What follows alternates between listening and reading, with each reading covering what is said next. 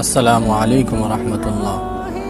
সম্মানিত উপস্থিতি, যে এমন কথা বলে যা বলা উচিত নয়, সে পরবর্তীতে এমন কথাই শুনবে যা তার ভালো লাগবে না শুনতে।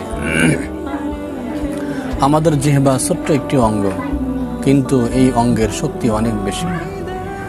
একটি মিষ্টি কথা যেমন মানুষের মন জয় করতে পারে, তেমনি একটি কটু কথা মানুষকে শত্রু বানিয়ে ফেলতে পারে। কোরআনে আমাদেরকে শিক্ষা দেওয়া হয়েছে, ওয়াকুলু লিন্নাসি হাসনা, মানুষের সঙ্গে সুন্দরভাবে কথা বলো।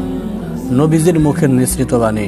আল্লাহ রাসূল সাল্লাল্লাহু আলাইহি ওয়াসাল্লাম বলেন, যে ব্যক্তি আল্লাহকে বিশ্বাস করে, পরকালকে বিশ্বাস করে, সে যেন ভালো কথা বলে অথবা চুপ থাকে। সম্মানিত উপস্থিতি, আমরা অনেক সময় রাগের মাথায় বা অহংকার বশত এমন কথাই বলে ফেলি যা পরবর্তীতে আমাদেরকে কষ্ট দেয়।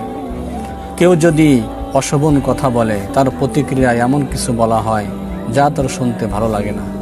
তাই জ্ঞানীর ব্যক্তির কাজ হলো নিজের জিহ্বাকে সংযত রাখা। পরিশেষে বলবো, কথা বলা কথা হৃদয় জয় করে, আর কথা ভালো খারাপ কথা মানুষের মন ভাঙে। তাই আসুন আমরা সকলে এমন কথা